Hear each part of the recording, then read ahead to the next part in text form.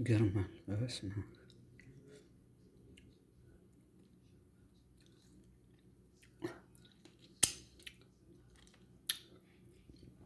ሀይ እንዴት ናችሁ?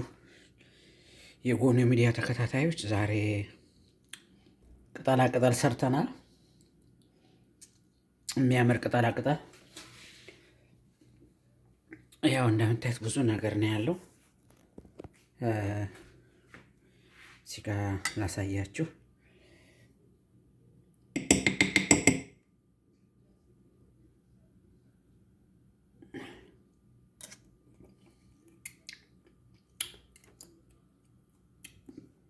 ያው እዚህ ጋ እዩት።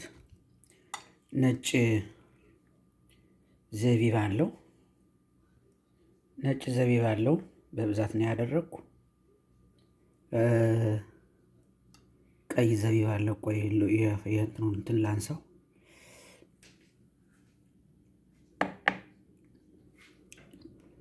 ስትሮበሪ አለው።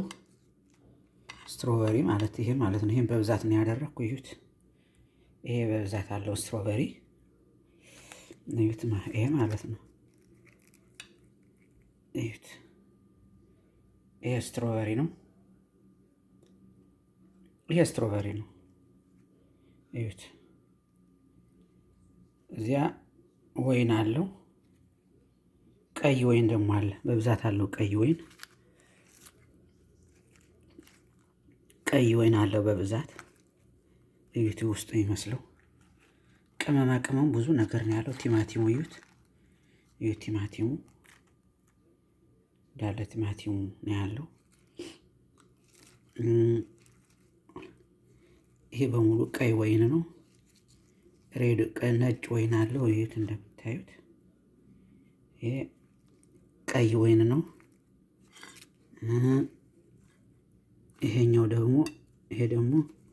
ይሄኛው ሬድ ወይን ነው። እዩት።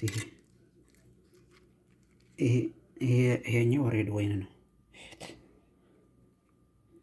ቃሪያ፣ ነጭ ሽንኩርት፣ ቀይ ሽንኩርት፣ ቲማቲም፣ ዝንጅብል፣ ስትሮበሪ ነው ያለው እንደምታዩት። እዚህ ጋር ቲማቲም አለ። ይሄ እንደምታዩት። ይሄ ቲማቲም ብዙ ጊዜ ንጹህ ቲማቲም ካገኛችሁ በማር ብሉ። አንዳንድ ማለት ነው።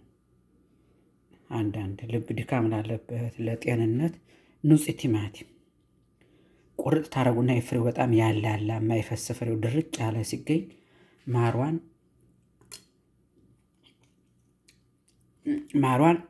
እንዴት ታረጉና ይሄ ንጹህ ማር ነው። ማሩን ይሄን አርጌበታለሁ። ስበላ ነው የቆየው። ቀረጻው ተቋርጦ ነው። እዩት። ይሄን ታረጉና ቆንጆ ማር ነው። እዩት። ይሄን ማር እዩት። ቆንጆ ማር ነው። እየቀነስኩ ነው የምጠቀም። እዚያ ትንሽ ሎሚ አርጉበት ቲማቲሙ ላዩ ላይ።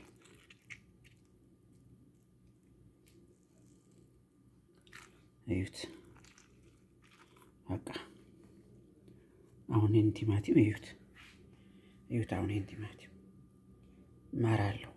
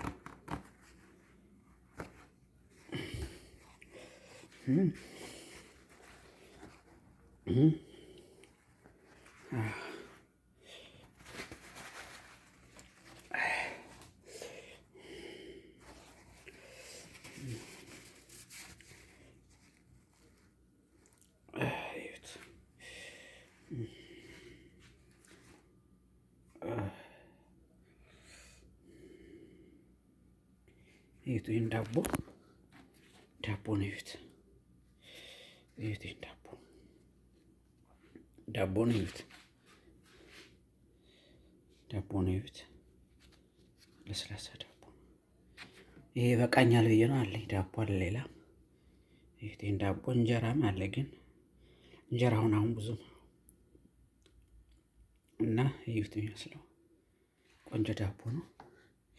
እዩት 3 ነው የቆረጥኩ፣ ራሴን የቆረጥኩት በቢላዋ ራሴን የቆረጥኩት፣ ራሴን የሸነሸንኩት ይህን ይመስላል።